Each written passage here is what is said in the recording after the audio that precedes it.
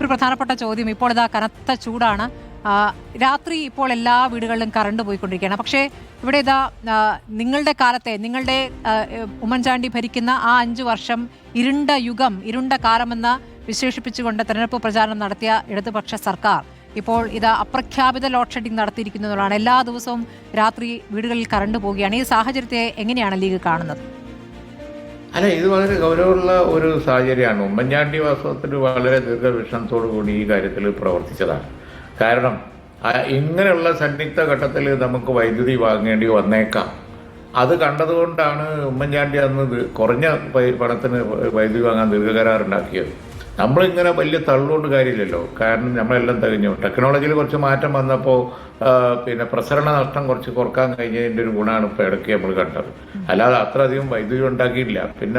പിന്നെ ഈ സോളാറൊക്കെ വന്നു, ജനറേറ്ററുകൾ വന്നു, അങ്ങനെയൊക്കെയുള്ള ഒരു ഗുണം കണ്ടത്. പക്ഷെ അത് നല്ല കാര്യം തന്നെ. പക്ഷേ ദീർഘകാല കരാറ് വലിയ അനുഗ്രഹമായിരുന്നു. വൈദ്യുതി ഇവിടെ അത്യാവശ്യം വരുമ്പോൾ കുറഞ്ഞ പൈസക്ക് കിട്ടാനുള്ള ദീർഘകാല കരാറ് എന്തിനാണ് ക്യാൻസൽ ചെയ്തത്? ഞങ്ങളുടെ കരാറായതുകൊണ്ട് അവരെടുത്ത് ക്യാൻസൽ ചെയ്ത് അതൊന്നും ചെയ്യേണ്ട കാര്യം ഉണ്ടായിരുന്നില്ല.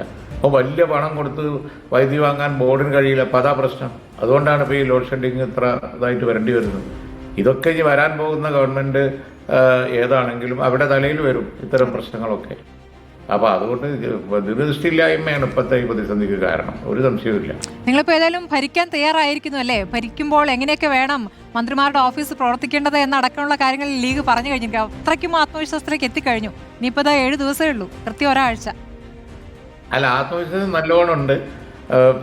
പക്ഷേ ഗവൺമെന്റിലാണെങ്കിലും പ്രതിപക്ഷത്താണെങ്കിലും ഞങ്ങൾ ആ പറയുന്ന കാര്യങ്ങളൊക്കെ ബാധകമാണല്ലോ. കാരണം ഭരണത്തിൽ വരികയാണെന്നുണ്ടെങ്കിൽ മുമ്പിലുള്ള പ്രശ്നം ഏതൊക്കെ പദവികൾ നേടണം, ഏതൊക്കെ വകുപ്പ് വേണം, അതൊന്നുമല്ല. ഞങ്ങളുടെ അനുഭവത്തിൻ്റെ അടിസ്ഥാനത്തിൽ ഞങ്ങൾ ഒരുപാട് പഠിച്ചിട്ടുണ്ട്. അതുകൊണ്ട് കേരളത്തിലാവുമ്പോൾ ജനങ്ങളോടുള്ള പ്രതിബദ്ധത, അവരുടെ ആവശ്യങ്ങൾ അത് കണക്കിലെടുത്ത് പോയാലേ നിലനിൽപ്പുള്ളൂ. അല്ലെങ്കിൽ സർക്കാർ വന്ന ഒരു കൊല്ലത്തിൻ്റെ ഉള്ളിൽ ചീത്ത കേൾക്കാൻ തുടങ്ങും, ഭയങ്കരമായിട്ട് വിമർശിക്കപ്പെടും. അത് ഞങ്ങൾക്കറിയാം.